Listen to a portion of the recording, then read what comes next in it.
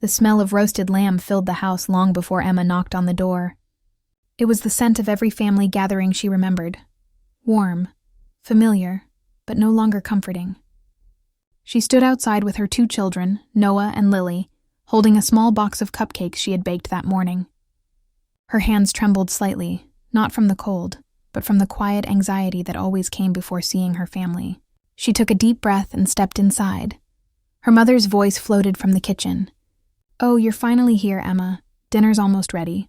"Lydia's kids are starving," Emma smiled faintly. "We came as soon as we could," she said, setting the cupcakes down on the counter. Her sister, Lydia, stood near the stove, stirring a pot of creamy mashed potatoes, her gold bracelets clinking as she moved. She looked perfect, as always, her hair styled, her clothes spotless, her expression sharp but pleasant. "Wow," Lydia said, glancing at Emma's outfit. "You came straight from work, didn't you? You must be exhausted. You really should find something easier than that catering job." Emma ignored the jab. She'd heard worse. "I like what I do," she replied simply, helping her children take off their coats. Noah and Lily ran toward the dining room, excited to see their cousins. Emma followed them, trying to steady her emotions. The table was already set, shining under the chandelier. Roasted lamb, glazed vegetables, buttered rolls, and dessert stacked high.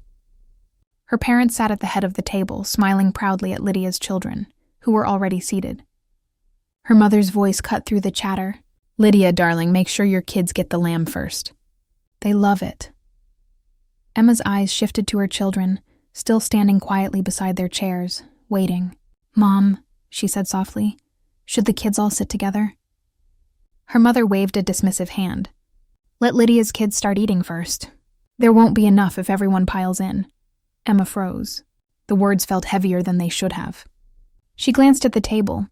There was plenty of food, enough to feed a small army. Her throat tightened as she watched Noah's face fall. Lily's small hands twisted the edge of her dress. "But Grandma," Lily whispered, "I'm hungry."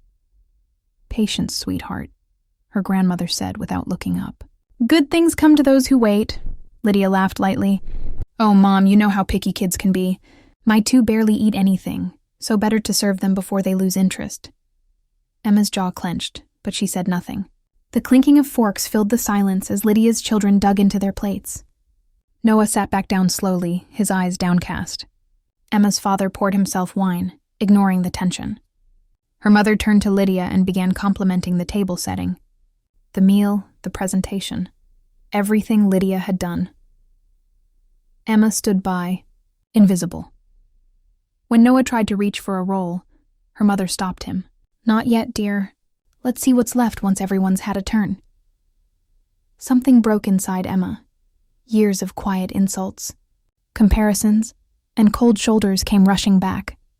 The years her parents had paid for Lydia's college but told Emma they couldn't afford it. The times Lydia's kids were showered with gifts, while hers were given hand-me-downs. Every slight, every dismissal, had built up like dust settling on glass, barely noticeable until the light hit it. Now the light was blinding. She looked at her mother, then at Lydia. Neither noticed her. She was background noise, always dependable, always invisible. "Mom," she said finally, her voice calm but cold, "there's more than enough food here. My kids can eat," her mother sighed, exasperated. "Emma, don't make this dramatic. It's just dinner, just crumbs. Just another reminder that her family saw her and her children as less." Emma pulled out a chair and sat down anyway. "Come on, Noah, Lily, sit with me," she said firmly. Her children hesitated, but the steadiness in her voice gave them courage. They sat, their small faces brightening a little. She reached across the table, took the serving spoon, and filled their plates herself. Lydia frowned. "You could have waited," Emma met her eyes. "We've waited long enough." No one spoke after that. The air grew tight, awkward, heavy. Her mother busied herself with napkins, pretending not to hear. The clinking stopped. Emma ate slowly, every bite filled with silent rage. She wasn't angry about the food. She was angry about everything the food represented. She had spent her whole life being told to be grateful for less, to stay small, to not ask for more. She had accepted it for years, but tonight something inside her shifted. After dinner, when Lydia's kids were laughing and her parents were praising Lydia's wonderful meal, Emma quietly gathered her children's coats. She carried the empty cupcake box untouched. Her mother noticed and frowned. "Leaving already?" "It's late," Emma said softly. "The kids have school tomorrow." "Well, don't forget to bring something next time," her mother replied. "You know Lydia can't cook everything on her own." Emma smiled faintly, but it wasn't a real smile. "Don't worry. Next time, I'll bring something unforgettable." She stepped outside into the cool night air, her children trailing behind her. The laughter from inside the house faded as the door closed. In the car, Noah finally spoke. "Mom, why didn't Grandma let us eat first?" Emma turned to him. "Because sometimes people forget how to be fair," she said softly. "But that doesn't mean we stop being kind," Lily asked. "Will it always be like this?" Emma looked out the window. The lights from her parents' house glowed warmly, but she no longer felt the warmth. "No," she said finally. Not for long. The drive home was quiet. Her children fell asleep in the back seat, their heads resting against each other. Emma kept her eyes on the road, but her mind was racing. Every scene replayed in her head. The way her mother's eyes skimmed over her. The way Lydia smirked. The way her kids waited patiently for food while their cousins laughed. By the time she pulled into her driveway, something had solidified inside her. She was done waiting for acceptance. She was done letting them treat her and her children like afterthoughts. She didn't know what she would do yet, but she knew one thing for certain. She would never let them make her children feel small again. Inside the house, she tucked Noah and Lily into bed. She kissed their foreheads, whispered goodnight, and watched them drift into sleep. Then she sat alone in the kitchen, staring at the box of leftover cupcakes. The frosting had melted a little, the sprinkles sliding off. She smiled bitterly. "Leftovers," she whispered to herself. "That's all we ever get." But this time, she wouldn't just accept it. She looked at the cupcakes again, then at the empty fridge, the unpaid bills on the counter, the calendar filled with extra shifts. Everything in her life had been built on effort. Her effort. Every bit of comfort her children had came from her hands, not from anyone's pity. She realized then that revenge didn't have to be cruel or loud. It could be quiet. It could be made of success, of rising so high that the people who once looked down on her had no choice but to look up. That night, she didn't cry. She didn't vent to anyone. She took out a notebook and began sketching ideas. Menus, catering names, recipes. Her hands moved fast, her heart steady. She didn't know where it would lead, but she felt something she hadn't felt in years. Power. When the clock struck midnight, she closed the notebook and whispered, "Next time, they'll remember who I am." In that moment, the hurt turned into purpose. The pain became fuel, and the woman who left her parents' house humiliated was gone. In her place stood someone new. Someone who would no longer beg for a seat at the table, but build her own. Emma looked out the window at the quiet street, her reflection faint in the glass. The night was still, but her mind wasn't. She smiled for real this time, a calm, knowing smile. The world had told her she was less. Now, she was ready to prove she was more, and she would do it not by fighting them, but by becoming everything they said she couldn't be. Weeks passed since the dinner that changed something inside Emma. Life went on as usual, or so it seemed. She still woke up early, packed her kids' lunches, and left for work before sunrise. But there was a new energy in her now, quiet but strong. The humiliation she had felt that night had settled deep in her heart, and instead of breaking her, it fueled her. Every time she remembered her mother's words, "There won't be enough if everyone jumps in," she worked harder. Emma had always loved cooking. It wasn't just a hobby. It was a form of love, her language of care. When her marriage ended, cooking had kept her sane. Now it became her weapon, her path forward. She began thinking about how she could turn her small catering side job into something real, something powerful. She wanted to prove that she could build something on her own. Not for revenge alone, but for dignity, for her children. At first, she started small. She cooked for her neighbors, church events, and school fundraisers. Her kitchen became her battlefield. Every dish she made carried a silent promise. You will remember me. Word began to spread quietly. People loved her food, not just because it tasted good, but because it felt homemade, real. Her portions were generous, her prices fair, and her kindness genuine. Within a few months, she had regular customers. Her sister Lydia, meanwhile, was running the family restaurant, the Harper Table, named after their parents. It was fancy, overpriced, and popular for its reputation, not for its food. Lydia often posted photos of herself at the restaurant online, smiling with celebrities, boasting about the family business. She loved the spotlight. Emma never commented. She just watched from the background, cooking in her small, worn-out kitchen, quietly building her own story. One afternoon, Emma got a catering request from a local wedding planner. It was a big order, 50 guests, a garden ceremony, everything white and elegant. The planner said she'd heard about Emma from several people. It was her first large-scale job, and it terrified her, but she accepted. She stayed up nights planning menus, testing recipes, and writing down every detail. Noah and Lily helped her package pastries, their small hands working beside hers. The wedding was a success. The guests raved about the food, calling it the best they'd ever had. The bride hugged Emma, thanking her with tears in her eyes. That moment was when Emma realized something powerful. She didn't need her family's approval. She could make her own name, her own legacy, but success has a way of making noise, and eventually, that noise reached the wrong ears. A few weeks later, Lydia called her out of the blue. I heard you've been catering events, she said in a voice that tried to sound casual. That's cute. It's more than cute, Emma replied calmly. It's growing, Lydia laughed softly. Don't get too confident. You know how hard this business is. You'll burn out fast. I won't, Emma said. I've been burned before. I know how to handle the heat. The silence that followed was sharp. Lydia ended the call quickly. From that day, Emma knew her sister saw her as competition. A month later, a customer canceled a big order suddenly, then another. When Emma asked around, she discovered Lydia had started offering discount deals for the same events, undercutting her prices.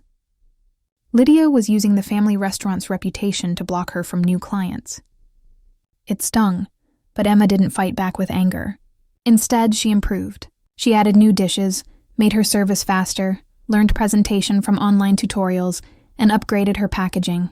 She didn't have Lydia's money, but she had persistence. One night, after finishing a delivery, Emma sat at the table with her notebook, exhausted but proud. Noah peeked over her shoulder. Mom, why are you working so much? She smiled tiredly. Because someday, I want to build something that's ours. Something no one can take away. Her children became her strength. Every time she felt like quitting, she thought of how her mother's eyes had passed over them at that dinner table, how they had waited quietly while others feasted. She wanted to build a world where her children would never have to wait again. Months passed, and her small catering business turned into something bigger. She registered it officially as Lily and Noah's Kitchen. The name made her children beam with pride. She rented a small kitchen space in town and hired 2 helpers. Soon, local newspapers picked up her story.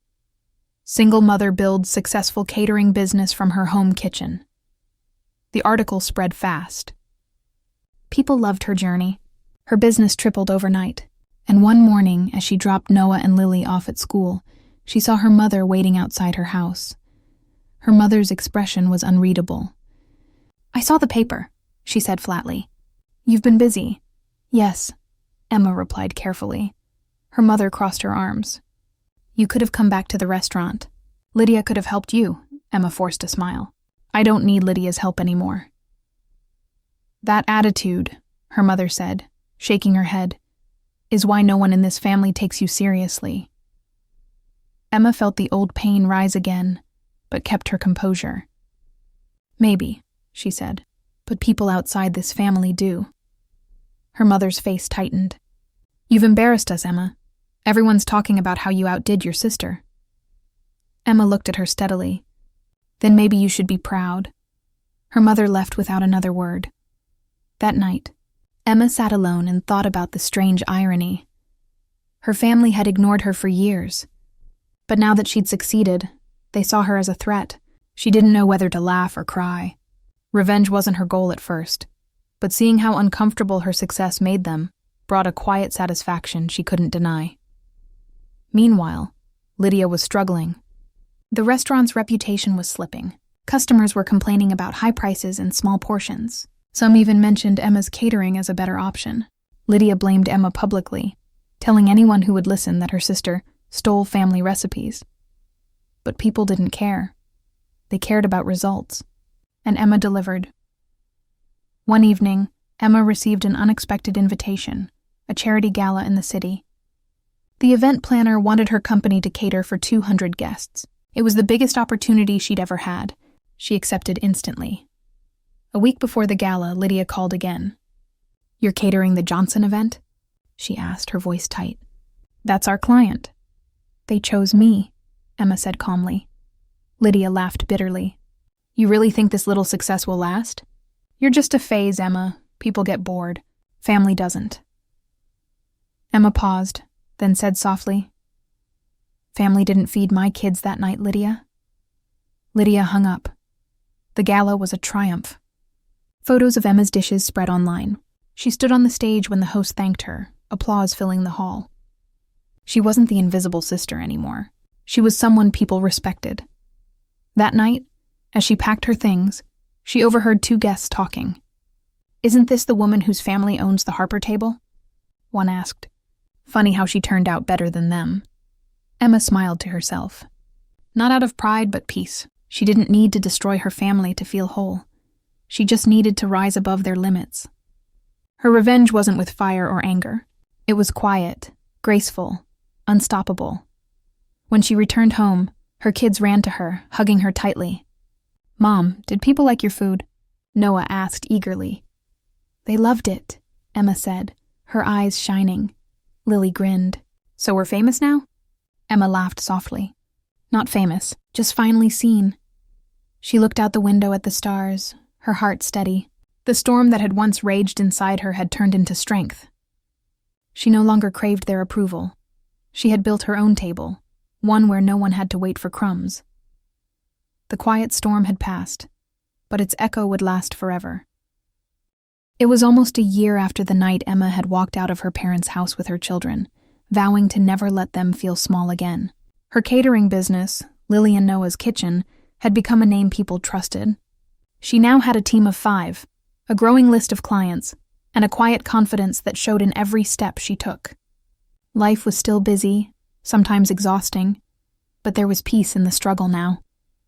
She had built something from nothing, and that meant everything. One Monday morning, as she reviewed her calendar, her phone buzzed.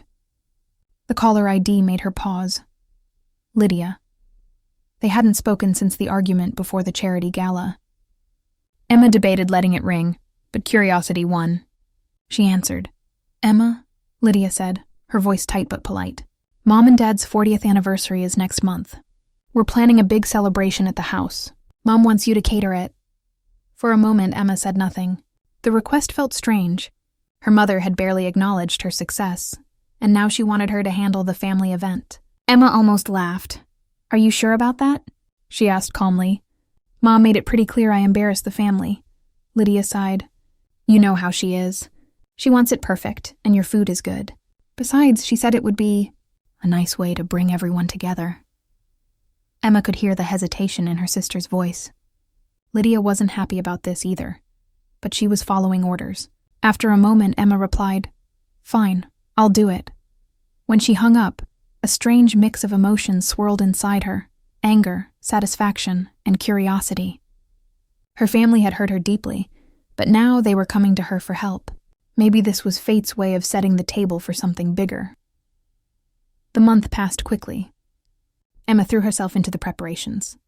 She planned an elegant menu: herb-crusted lamb, roasted vegetables, and desserts made from family recipes she had perfected in her own style. Her staff worked day and night, preparing every detail with precision. Noah and Lily helped too, wiping glasses and folding napkins. "Are Grandma and Aunt Lydia going to be nice this time?" Lily asked one evening. Emma smiled gently. We can't control how people act, sweetheart, but we can control how we respond. When the night of the anniversary came, the Harper family home glowed under golden lights. Guests filled the lawn, old friends, relatives, and business associates. Laughter floated through the air, just like it had on that painful night a year ago. But this time, Emma wasn't the invisible one standing in the corner. She was the one everyone was waiting for. She arrived early with her team, setting up the buffet and decorations.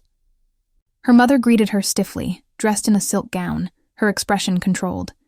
Everything looks fine, she said, inspecting the dishes. Thank you, Emma replied simply.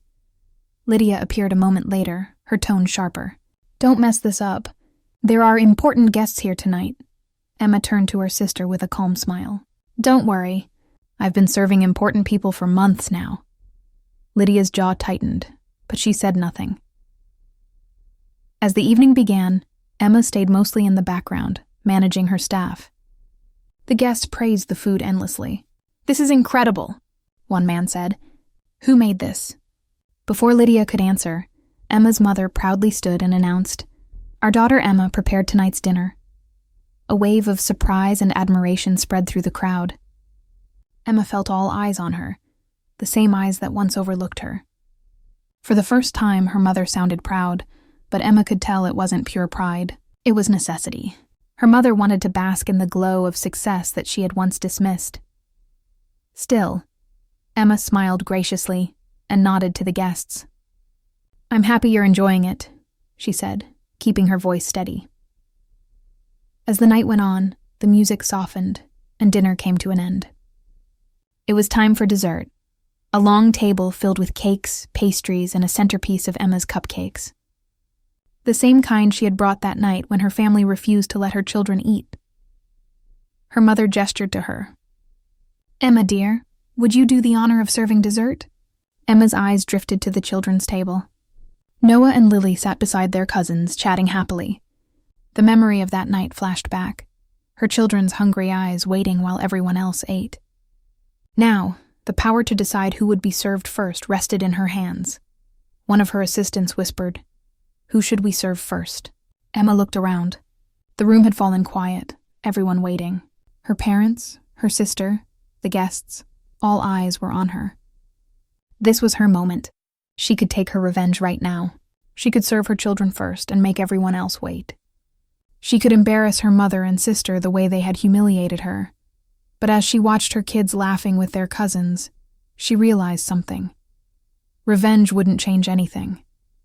It wouldn't heal the years of neglect or fix the brokenness in her family. It would only keep her chained to their cruelty. Emma turned to her staff and said softly, Serve everyone together. No one eats last tonight. Her voice carried through the room like a calm wave. People smiled, clapping lightly. Her mother's eyes flickered, confused, then softened. Lydia looked away, her face pale. Emma didn't gloat, didn't smile triumphantly. She simply watched as plates were passed around the table. Laughter filled the air again, and her children ate freely, without waiting, without shame. For the first time in her life, Emma didn't feel small. She didn't feel invisible. She felt powerful in her peace. When dessert ended, Lydia approached her quietly. You could have made us look bad tonight, she said. But you didn't. Emma met her gaze. I didn't come to make anyone look bad, Lydia. I came to show that we can all rise without stepping on each other. Lydia said nothing, but her expression softened, a small crack in her pride. Later, Emma's mother approached her too. You've changed, she said quietly. You've become strong. I always was, Emma replied, her tone gentle. You just never looked close enough. Her mother's lips trembled as if she wanted to say more, but she didn't. She just nodded and walked away. When the guests left and the lights dimmed, Emma stood alone on the porch, breathing in the cool night air. She could still hear laughter inside, but it no longer stirred pain in her chest. She wasn't the outcast anymore. She wasn't the daughter begging to belong. Noah came up beside her, holding a cupcake. Mom, everyone loved your food. Grandma even had seconds. Emma smiled, kneeling to his level. Good, that's what I wanted. Are you happy now? He asked innocently. She looked up at the night sky, the stars shining faintly. Yes, she said softly, because I finally understand something.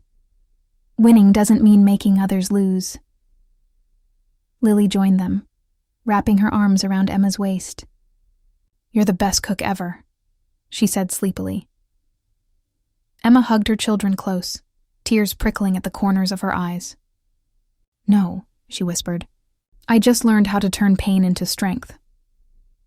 As they walked toward the car, Emma looked back at the house one last time.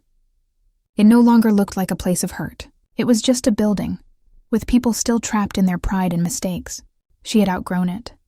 Driving home, she felt light, freer than she'd ever been. Her children dozed off in the back seat, the city lights flickering through the windows. She realized that her revenge hadn't been the success or the admiration. Her true revenge was peace, living happily, without needing anyone's validation. When she reached home, she stood for a moment outside her door, the cool wind brushing her face. She thought about her journey, the humiliation, the struggle, the long nights of doubt. Every step had led her here. She had built her own table, and at that table no one was left hungry. Emma walked inside, turned off the lights, and whispered into the quiet house. Let them feast. I'm finally free,